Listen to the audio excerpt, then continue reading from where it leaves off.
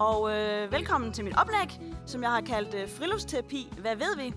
Det bliver endnu et oplæg på dansk, så der er rig mulighed for at få øget vores fælles sprogstamme i dag.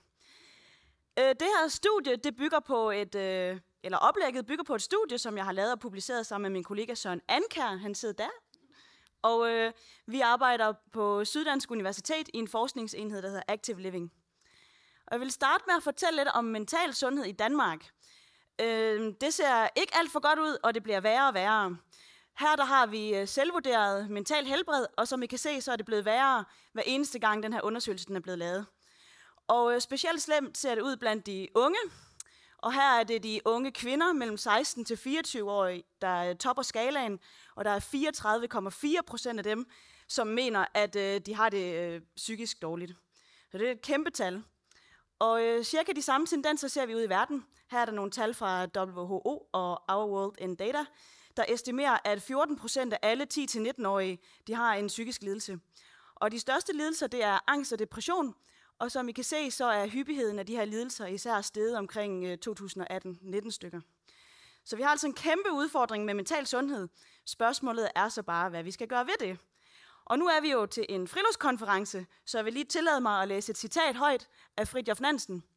Og han er jo norsk, og citatet står på engelsk. Og det er lidt skørt, men det er fordi, at da jeg læste friluftsliv i Bø for nogle år siden, der gik jeg i en international klasse, og jeg har fundet det her citat i mit pensum, så derfor står det på engelsk. Jeg læser lige højt. In the forest plains or mountains, on the high plateaus, in the great lonely emptiness, where new and greater thoughts stream into us and leave a mark that cannot be easily erased, one feels something basic, something that feels like one's real self, and one comes back with a fresher and healthier view of life than we have in the city. Så Nansen han mente altså, at det var godt for psyken at komme ud i naturen, men spørgsmålet er så bare, hvad forskningen siger. Og det er det, som mig og Søren vi har lavet en opsamling på, som vi har publiceret i det her studie. Det er open access, så I kan bare gå ind og downloade det så meget, I har lyst til. Og det hedder Friluftstherapy can improve adolescents' mental health, a systematic review and meta-analysis of intervention studies. Og måske det lyder lidt komplekst for nogle af jer med det her systematic review og meta-analysis. Det egentlig er, det er en opsamling af alt det forskning, vi har om friluftsterapi. Ja. Målet med undersøgelsen, det var at undersøge virkningen af friluftsterapi på unges mentale sundhed gennem en systematisk litteraturgennemgang og vurdere en samlet effekt med meta-analyse. Og det er super smart, det her med meta-analyse, fordi så kan man sige noget samlet om et helt forskningsfelt, fordi vi finder alle de studier, der handler om friluftsterapi, i stedet for at snakke ud fra en enkelt case. Så vi kan sige noget mere sådan evaluerende omkring hele forskningsfeltet. Først så skal vi lige have styr på, hvad friluftsterapi det egentlig er. Det er et sammensat ord af friluftsliv, som vi kender det her i vores nordiske kontekst og traditioner, sat sammen med terapi. Så det er egentlig friluftsliv med intentionen om, at deltagerne de skal få det bedre. Og jeg vil også nævne, at det er blot en af flere naturbaserede terapiformer. De hedder nogle forskellige ting. De kan hedde adventure therapy, wilderness therapy og sådan nogle andre ting. Og de har nogle fællestræk, men de adskiller sig også på nogle parametre. Og for lige at slå fast, hvad det er, Søren og jeg, vi mener med friluftsterapi, så har vi formuleret de her 6 kriterier. Så det skal være programmer, der er designet til små grupper med fokus på samarbejde. Der skal være anvendelse af erfaringsbaseret læring. Deltagerne de oplever en risiko, selvom den faktiske risiko er lav. Så anvendes der en holistisk tilgang, og praksis er karakteriseret ved dualismer, der indebærer både handling og adrenalin, samt øjeblikke med ro og refleksion. Så skal praksis skal inkludere ture med overnatninger, og rammerne de skal være præget af vildmarkslignende omgivelser. Så når vi har søgt efter de her studier, så har vi ikke søgt efter studier, hvor de bruger ordet friluftsterapi. Vi har søgt efter studier, der evaluerer programmer, der gør det her. Udover at lede efter ting, der havde noget med friluftsterapi at gøre, så var der også de her kriterier. Outcomes de skulle relatere sig til salutogenese, og salutogenese det er sådan stor og ret kompleks begreb. Måske det er nyt for nogle af jer. Men det er en måde at se mental sundhed på. Det er egentlig studiet af det, der skaber sundhed, i kontrast til patologi, som handler om det sygdomslære. Så fokuserer salutogenese altså på ressourcer, der skaber sundhed og beskytter os mod sygdom. Og i det perspektiv, så kan man se sundhed på sådan en skala fra syg til sund.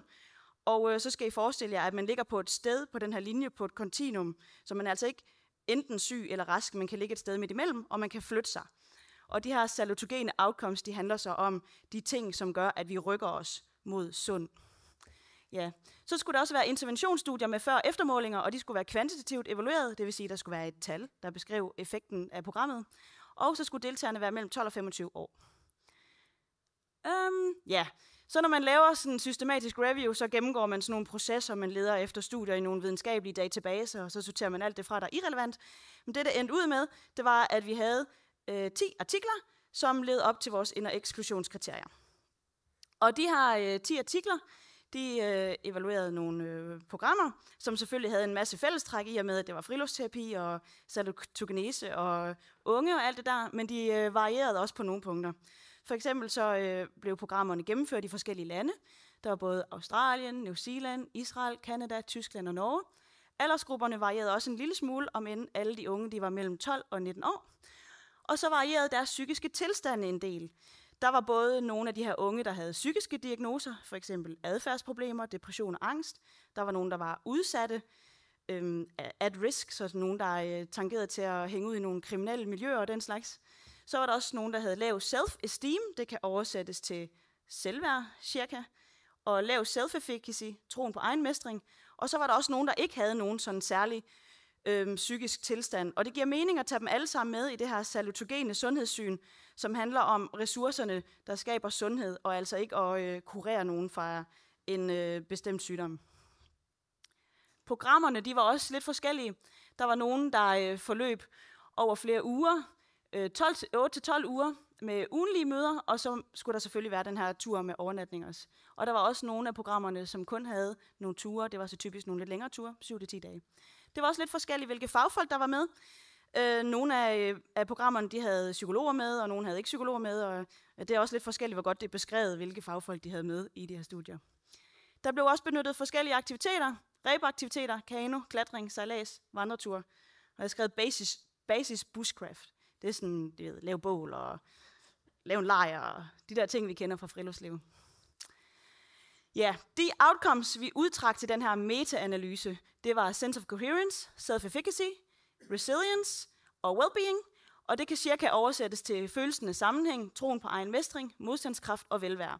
Jeg vil ikke gå i dybden med hver af dem, men blot pointere, at det er veldokumenterede koncepter, som passer under det her paraplybegreb salutogenese, og det kan altså forstås som ressourcer, der får en til at flytte sig på det der kontinuum hen mod sundhed. Så er vi nået til resultaterne, og i et meta-analyse, der præsenterer man resultaterne med sådan et forest plot her, og dem har vi lavet 2 af. Vi har lavet et for alle de studier, der havde kontrolgruppe, og så har vi lavet et med de studier, som kun havde før- og eftermålinger. Og nu vil jeg vise jer, hvordan man læser sådan en forest plot her. Det kan være, at det kan være brugbart i en anden situation.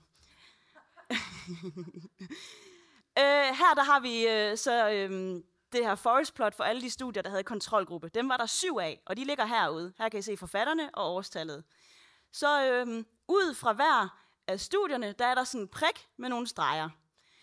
Og hvis de her prikker, de havde ligget på den her nullinje, så havde det betydet, at der ikke havde været nogen effekt af programmet. Så havde de unge haft det på samme måde, både før og efter interventionen. Havde de ligget til venstre for nullinjen, så havde der været en negativ effekt af programmet. Det vil sige, så havde de unge haft det dårligere efter programmet end før programmet. Men det, der er ret bemærkelsesværdigt, det er, at alle prikkerne de ligger til højre for nulstregen. Og hvad endnu bedre er, at de her streger, de siger nemlig noget om usikkerheden af resultaterne. Der er ikke nogen af dem, der krydser nullinjen. Så vi kan sige med ret stor sandsynlighed, at der er god effekt af de her programmer. Og det her forest plot, det gør, det er, at det laver en form for gennemsnit, og den er 0,70. Det er et tal, vi lige skal huske, det vender jeg tilbage til. Først så skal vi lige have den her, hvor der bare er før- og efter målinger. Og der har vi nogle flere studier, og igen så ser vi, at de ligger overvejende til højre for den her nullinje. Der er godt nok et studie hernede af Gabrielsen og kolleger fra 2018, der ligger til venstre. Så der har de unge haft det lidt dårligere efter interventionen, end da de startede. Men det, der er lidt bemærkelsesværdigt med det her studie, det er, at de lavede også en follow-up-måling et år efter, og den viste, at de unge faktisk har fået det bedre. Så måske der alligevel var et eller andet, der er rødt noget godt i de unge. Men i hvert fald, gennemsnittet her er 0,52. Og det skal fortolkes efter den her tommelfingerregel. Og vi havde jo 0,70 og 0,52, så derfor kan vi konkludere, at der er medium til stor effekt af de her friluftsterapi-interventioner på unge. Det lyder jo rigtig godt alt sammen. Der er selvfølgelig nogle forskningsmæssige udfordringer, som man lige vil adressere. For det første så er grupperne små, det vil sige datagrundlaget er ikke super stort. For det andet er der en del variation både i organiseringen og i aktiviteterne. Det er også usikkert, hvad det er, der har størst betydning. Er det, at de unge de kommer ud og er i naturen? Er det, at de er en del af, altså de er med i en gruppe og oplever at være en del af et fællesskab? Er det, at de bevæger sig mere, end de gør til daglig? Eller er det, at de har en eller anden særlig relation til de her fagfolk, der er med? Det her det er komplekse interventioner, og det er enormt svært at isolere de enkelte elementer, og derfor er det også svært at sige, hvad der egentlig har størst betydning. Derudover så er det også svært at standardisere programmerne. Man kan ikke lave 2 programmer, der er ens, fordi vejret det vil altid være lidt på en anden måde, eller gruppedynamikkerne vil være lidt noget andet. Så man kan ikke lave 2 studier, der er ens, fordi det foregår ude i naturen. På den baggrund så bør fremtidige studier fokusere på at forsøge at forstå betydningen af de enkelte elementer, måske med flere forskellige metoder, både kvalitative og kvantitative. Man bør forsøge at sammenligne studier med de samme målemetoder. Så bør man prøve at finde den optimale organisering for eksempel i forhold til længde, og hvilken type natur, og hvilke aktiviteter, og alle de der ting. Og så kunne man også godt fokusere lidt mere på langtidseffekterne og transferen til hverdagslivet. Og Søren og jeg er faktisk ved at starte et projekt op sammen med en kommune i Danmark, som skal lave sådan et friluftsterapiforløb her med nogle unge, og der får vi forhåbentlig svar på nogle af de her spørgsmål. Til sidst så vil jeg bare pointere, at vi ikke er de eneste, der har lavet sådan en systematisk review. Det er der også andre, der har gjort, og men at koncepterne de hedder lidt noget andet. Her har jeg fundet for adventure therapy og forest therapy, wilderness therapy, immersive nature experiences, og programmerne de varierer en lille smule, men der er også mange fællestræk, og de konkluderer faktisk også cirka det samme. De konkluderer, at der er medium til stor effekt af de her programmer med unge ude i naturen. Så på den baggrund vil jeg bare konkludere, at der er god grund til at udbrede initiativer med friluftsterapi og lignende terapiformer til unge. Tak for mig.